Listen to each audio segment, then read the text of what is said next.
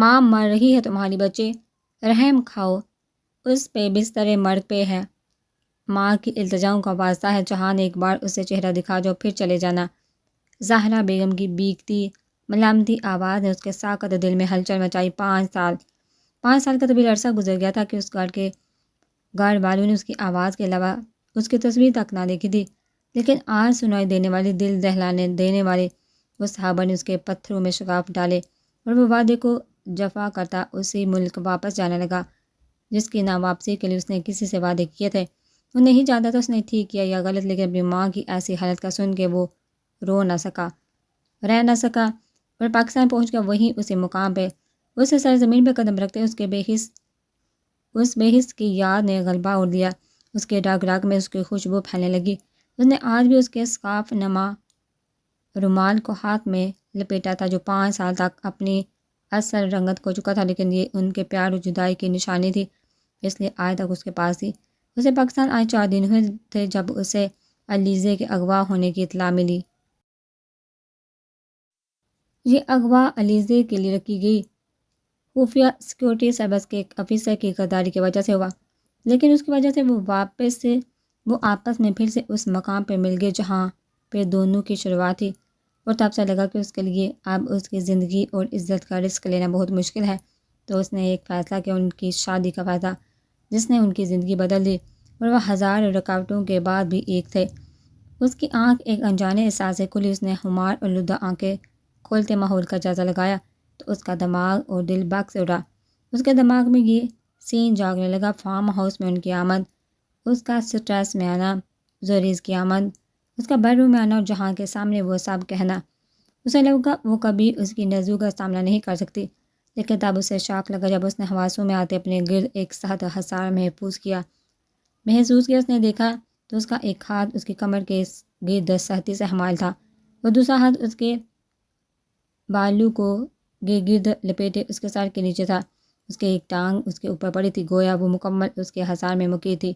رات کی بے احتیاطی اس کے انداز نے اسے شرم سے دوچار کیا، لیکن اس نے اس شرم کو غصے کے پردے میں چھپایا۔ چھوڑی مجھے، اس کا بازو زور سے ہلاتے وہ مکمل زور آزمائی میں مگن تھی، لیکن ڈر سے مس نہ ہو سکی۔ اس نے زور سے اس کے بال کھینچے کہ وہ اس کی جان لیوا قربت اور سلگتے لمس سے بچنا چاہتی تھی۔ چھوڑی مجھے، وہ چیخی۔ اس کی زور آور آواز اور بال کھینچنے پہ اس نے اپنی سرخ نیند سے بھرپور آنکھیں کھولی۔ اس کی خمارالودہ آنکھوں نے اس کا دل دھڑکا دیا۔ وہ تاخیر ان خوبصورت آنکھوں میں نہ دیکھ سکی تو سب وہ بھولتی نظریں جھکا گئی۔ کیا بات ہے، اتنی صبح میرے ساتھ یہ تہریب کاری کیوں؟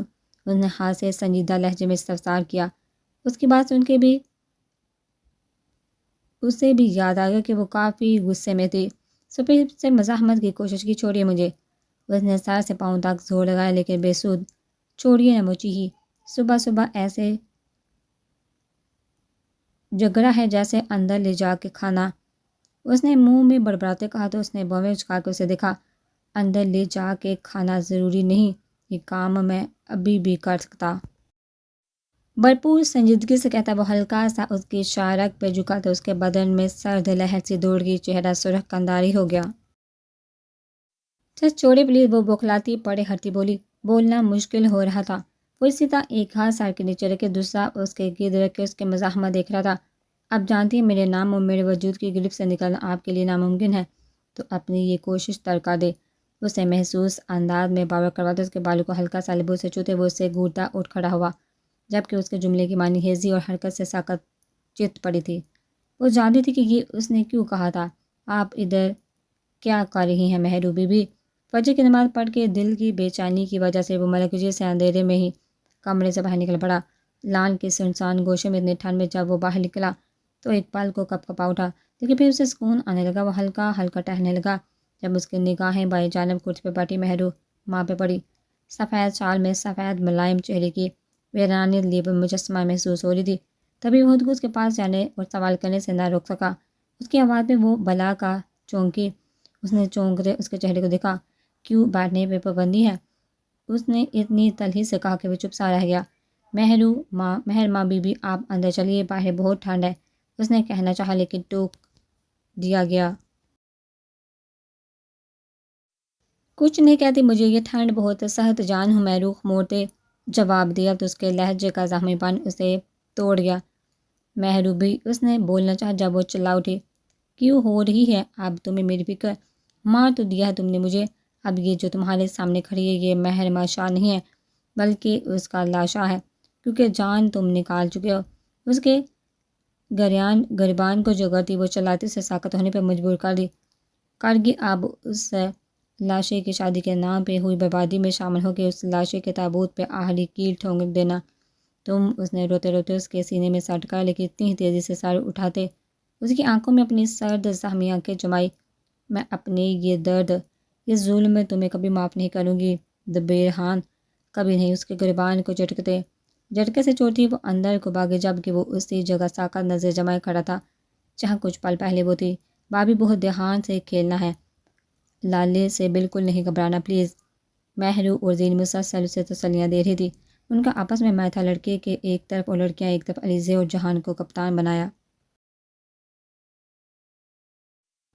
اب ان سب کے لیے ٹینشن کی بات اور بوائز کے لیے مزے کی بات یہ تھی کہ اب باری علیزے کی تھی اور باؤلنگ جہان نے کرنی تھی، اس لیے وہ کہتی جا رہی تھی مجھے نہیں کھیلنا، اس لیے اب اسے طفل تسلیاں مل رہی تھی۔ اب آپ نے مجھے آرام سے بال کروانے ہیں، سمجھ گئے نا؟ وہ اس کے قریب پہنچ کے ہولی سے دھمکی میں لہجے میں بولی تو پاس کھڑا زوریز کھلکھلا اٹھا تو وہ چمکے۔ وہ بہت نروس انداز میں بیٹ لیے کھڑی تھی جبکہ وہ بھی بالکل ریڈی کھڑا تھا، اس کا دل زور زور سے دھڑک رہا تھا، اس کے ہاتھ میں پکڑا بیٹ کانپ رہا تھا۔ اس نے تھوک نکلتے خود کو مضبوط ثابت کرنے کی کوشش کی اور اس کی طرف دیکھنے کی کوشش کی جو بال کروانے کی پوری تیاری میں تھا، لیکن اس کی طرف دیکھتے اس کی ساری ہمت ڈیس سی گئی۔ کامان بابی، زوردار چھکا لڑکیوں کی پرجوش آواز پہ اس نے پھر سے خود کو مضبوط کیا۔ جہاں نے بازو گھمایا، اس نے بیٹ کو سیٹ کیا لیکن بیٹ اس کے ہاتھ سے پھسلا، وجہ سامنے تھی۔ اس نے بال گھماتے ہوئے بڑے دل فریب انداز میں اپنے ہونٹوں اور آنکھوں کو اس انداز میں حرکت دی کہ اس کا دماغ پاک سے اڑا، اس کا چہرہ یک لہت سرخ پڑا اور بیٹ ہاتھوں سے چھوٹ کے نیچے جا پڑا اور وہ ہونک بنی وہیں کھڑی تھی۔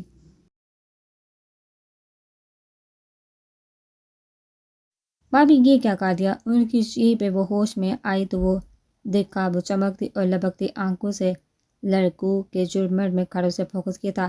اس کے دیکھنے پہ بھرپور انداز میں آنکھوں کو جنبش تھی۔ اس کا چہرہ باپ چھوڑنے لگا۔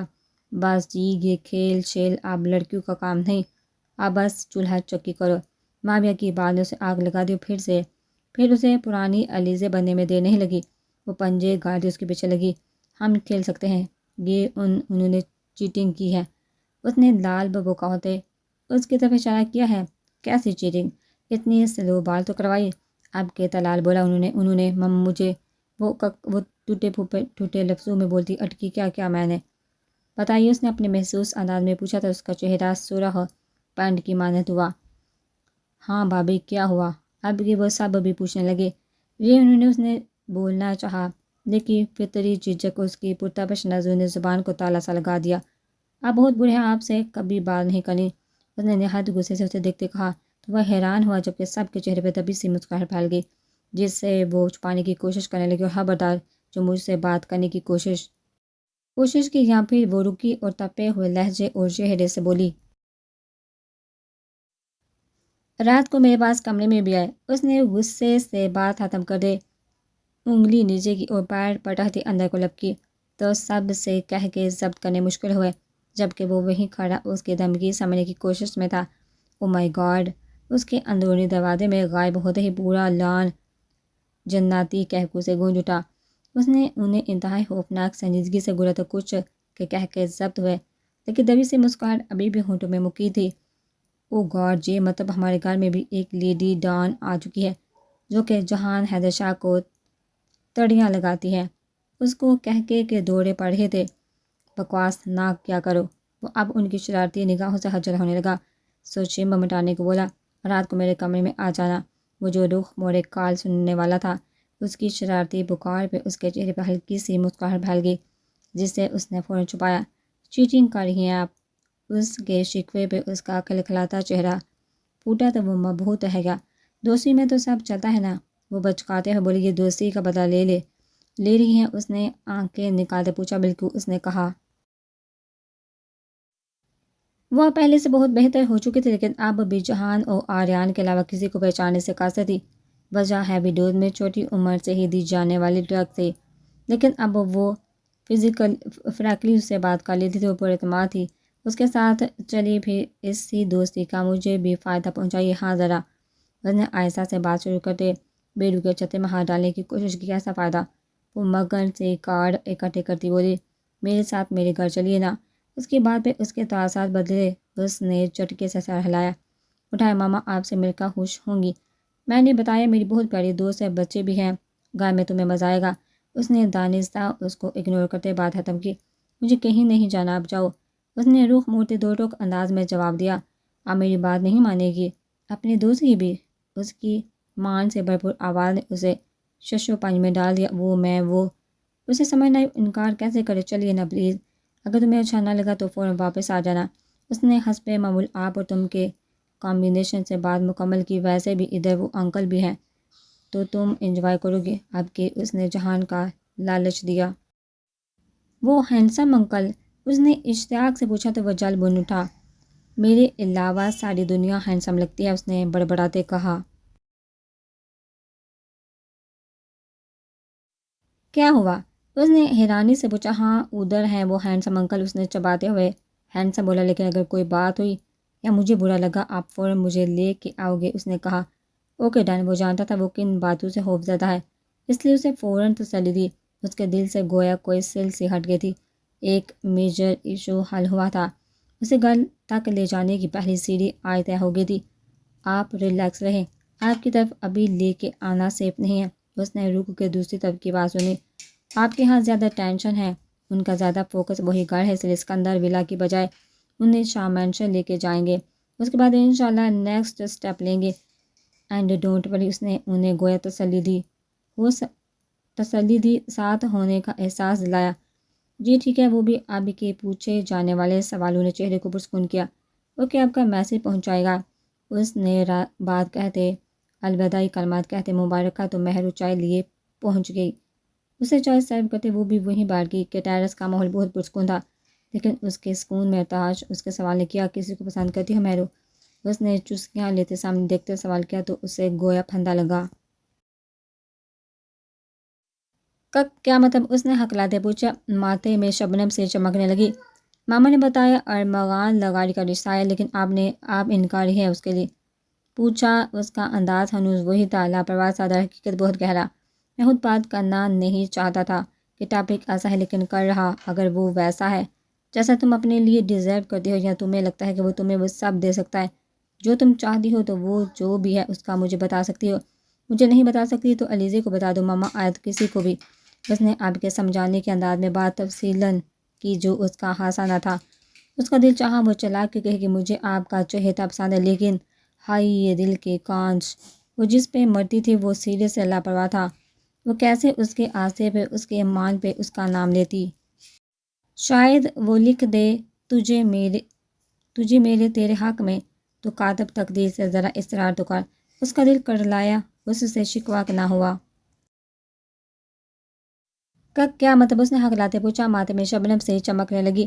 ماما نے بتایا ارمغان لغاری کا رشتہ ہے، لیکن آپ انکاری ہے اس کے لیے؟ پوچھا۔ اس کا انداز ہنوز وہی تھا، لاپرواہ سا، در حقیقت بہت گہرا۔ میں خود بات کرنا نہیں چاہتا تھا کہ ٹاپک ایسا ہے، لیکن کر رہا ہوں۔ اگر وہ ویسا ہے جیسا تم اپنے لیے ڈیزرو کر رہی ہو، یا تمہیں لگتا ہے کہ تمہیں وہ سب دے سکتا ہے جو تم چاہتی ہو، تو وہ جو بھی ہے اس کا مجھے بتا سکتی ہو۔ مجھے نہیں بتا سکتی تو علیزے کو بتا دو ماما، یا آیت کسی کو بھی بتا دو۔ اس نے آپ کے سمجھانے کے انداز میں بات تفصیلاً سے کہا جو اس کا حسانہ تھا۔ اس کا دل چاہا چلا کے کہ مجھے آپ کا چہیتا پسند ہے، لیکن ہائی یہ دل کے کانچ، وہ جس پہ مرتی تھی وہ سرے سے لاپرواہ تھا۔ وہ کیسے اس کے آسے پہ، اس کے مان پہ اس کا نام لیتی؟ شاید وہ لکھ دے تجھے مجھے تیرے حق میں۔ یہ اس کی مری واپسی کے کچھ عرصے بعد کی بات ہے، جب ایک دن کالج واپسی پہ گاڑی خراب ہوگی اور ڈرائیور ٹھیک کرنے لگا اور وہ گھبراتی ہوئی باہر نکل کے کھڑی ہوگی۔ یہ اس کی سب سے بڑی غلطی تھی۔ وہ اپنے دھیان میں مگن کھڑی تھی، جب اسے درام کی آواز آئی تو دیکھا ڈرائیور نیچے پڑا تھا۔ وہ بکلاتی ان کی طرف آئی تو دیکھا کہ ان کو پتھر مار کر بے ہوش کیا گیا تھا، اور یہ سب کرنے والے وہ تین شیطان سامنے کھڑے تھے۔ ان کو دیکھ کے اسے سانپ سونگ گیا۔ اسے کچھ سمجھ نہ آئی کہ وہ اس سنسان سڑک پہ کیا کرے، لیکن جب انہیں بدتدریج اپنی سمت بڑھتے دیکھا تو الٹے قدم بھاگنے لگی۔ وہ نہیں چاہتی تھی کہ وہ کس سمت بھاگ رہی تھی، لیکن اسے اپنی عزت بچانا تھا، سو وہ بھاگتی رہی۔ لیکن کچھ لمحوں میں انہوں نے اسے جا لیا، اس کے گرد گھیرا ڈال دیا۔ تبھی وہاں سے کچھ فاصلے پہ ایک گاڑی آ کے رکی تھی، لیکن اس کی طرف ان کا کوئی دھیان نہ تھا۔ وہ سہمی ہوئی نظر سے ان درندوں کو دیکھنے لگی۔ جب اس میں سے ایک نے ہاتھ بڑھاتے اس کا حجاب کھینچا، جس کی وجہ سے اس کے دائیں رخسار پہ بھی رگڑ آئی۔ فضا میں ایک نسوانی آواز گونجی تھی۔ اس آواز کے ساتھ ایک اس سے بھی دردناک آواز آئی تو اس نے اپنی بلکتی نظریں اٹھائی تو ساکت رہ گئی، لیکن پھر حقیقت کا ادراک ہوتے ہی وہ بھاگتی اس کے سینے میں جا چھپی، گویا خود کو محفوظ کرنا چاہتی ہو۔ اس نے اس کے گرد مضبوط حصار قائم کرتے اس کو تحفظ کا احساس دلایا اور ایک خون آلودہ نگاہ ان پہ ڈالی۔ وہ لب بینچے اس کو خود سے الگ کرتے، اپنی جیکٹ اس کو پہناتے اسے سائڈ پہ کیا اور ان کی طرف لپکا، اور اگلے لمحات گویا قیامت کے تھے۔ وہ ان پہ ٹوٹ پڑا، باقی دو کو تو مار کے ان کی ہڈیاں توڑ کے اس نے انہیں گارڈ کے سائڈ پہ گرا دیا، لیکن جس نے حجاب کھینچا تھا وہ مسلسل اس کی ٹھوکروں اور مکوں کی زد میں تھا۔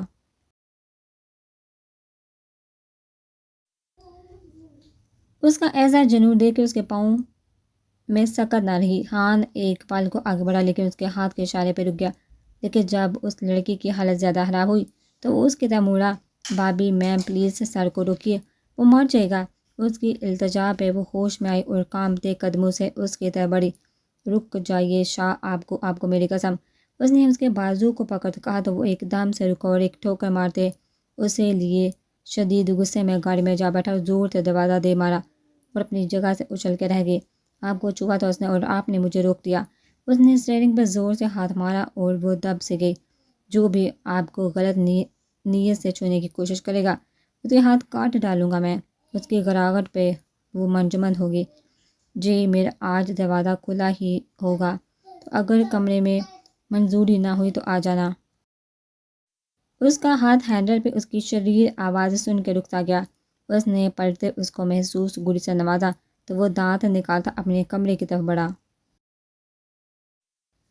وہ جب دروازہ کھول کے اندر داخل ہوا تو اس کے ہاتھوں سے اپنے بالوں کو برش کرتے برش چور کے نیچے جا گرا۔ وہ آہستہ سے قدم اٹھاتا اس کے فک چہرے کو دیکھتا اس کی طرف بڑھا تو وہ پیچھے ہونے لگی، لیکن ڈریسنگ کی وجہ سے رک سی گئی۔ وہ پھٹی نظروں سے اسے دیکھنے لگی جو اس کے قریب پہنچ چکا تھا، اور پھر بہت قریب اس نے ایک دم سے اپنی آنکھیں مینچی۔